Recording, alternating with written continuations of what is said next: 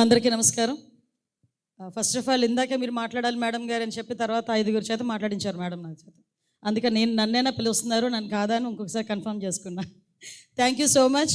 First of all Visakhapatnam వాసిగా అంటే ఉమ్మడి విశాఖపట్నం జిల్లాలో పుట్టిన వ్యక్తిగా నిజంగా గర్వపడాలి.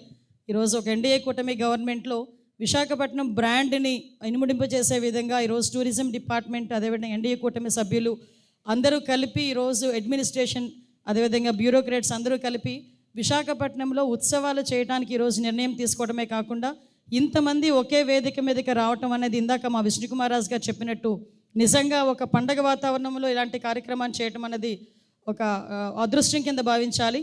ఈరోజు టూరిజం డిపార్ట్మెంట్ తరఫున ఈరోజు ఈ కార్యక్రమాన్ని ఇనిషియేషన్ తీసుకొని విశాఖపట్నం, అనకాపల్లి, అరకు ఉత్సవాల్ని ప్రారంభం చేసినందుకు, అంటే ప్రారంభం ఇన్ ద సెన్స్ ఈరోజు కర్టన్ రైజ్ చేయడానికి వచ్చిన మన మినిస్టర్ గారు కందుల దుర్గేష్ గారికి నేను ప్రత్యేకంగా ధన్యవాదాలు, నమస్కారాలు తెలియజేసుకుంటూ, అదేవిధంగా విశాఖపట్నం ఇన్ఛార్జ్ మినిస్టర్ గారు డోల బాలవీరాంజనేయ స్వామి గారు, అదేవిధంగా అనకాపల్లి ఇన్ఛార్జ్ మినిస్టర్ గారు కొల్లు రవీంద్ర గారు, అదేవిధంగా అరకు ఇన్ఛార్జ్ మినిస్టర్ గారు గుమ్మడి సంధ్యారాణి గారు, ఎంపీ గారు, ఎమ్మెల్యేలందరికీ కూడా, ఎమ్మెల్సీలకి, కార్పొరేషన్ చైర్మన్స్కి, ఎస్పెషల్లీ ఈ కార్యక్రమాన్ని ఇనిషియేషన్ తీసుకున్న ఆల్ ఐఏఎస్ ఆఫీసర్స్కి, collectors, Anakapalli collector, Araku collector, అదేవిధంగా విశాఖపట్నం కలెక్టర్ అందరికీ కూడా పేరు పేరున నేను ధన్యవాదాలు తెలియజేసుకుంటున్నా.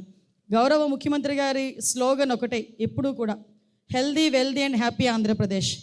మనకి వెల్త్ క్రియేట్ చేయడంలో కానీ, హెల్త్ని ప్రాపర్ వేలో ఉంచడంలో కానీ, అట్ ద సేమ్ టైం ఈ రెండింటికి సంబంధించి హ్యాపీగా ఆంధ్రప్రదేశ్ని ఉంచాలని ఒక ముఖ్య ఉద్దేశంతో టూరిజం డిపార్ట్మెంట్ని డెవలప్ చేసే విధంగా ఈరోజు 1.5 ఇయర్లో ఎప్పుడూ లేనన్ని ఉత్సవాలు కూడా జరిగినాయి.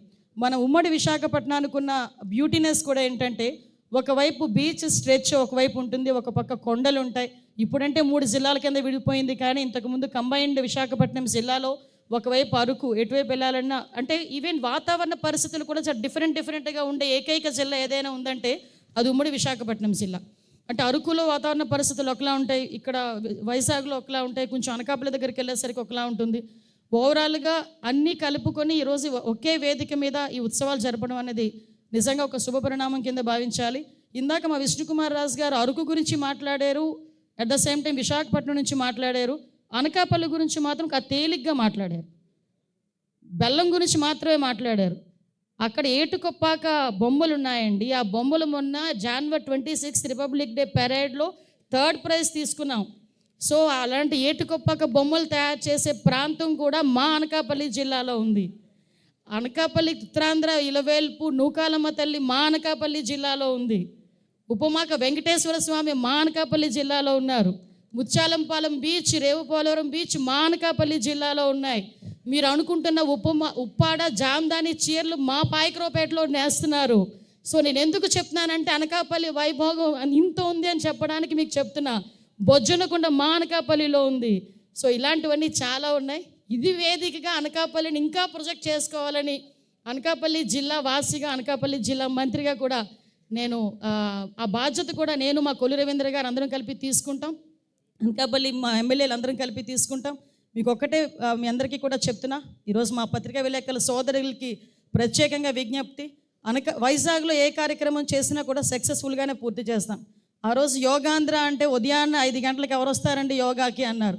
అటువంటిది కొన్ని లక్షల మంది చేత ఒకే ప్లేస్లో ఒకే దగ్గర యోగా చేసి వరల్డ్ రికార్డ్ సృష్టించిన ఘనత విశాఖపట్నం ప్రజలది. ఇందాక కూడా చెప్పాను, విశాఖపట్నం అనేసరికి ఒక సెంటిమెంట్ ఉంటుంది. విశాఖపట్నం ప్రజలకి ఎన్డీఏ కూటమికి ఒక అవినాభావ సంబంధం ఉంది. కాబట్టి కంపల్సరీగా ఉత్సవాలు సక్సెస్ అవుతాయి, సక్సెస్ చేయాలి.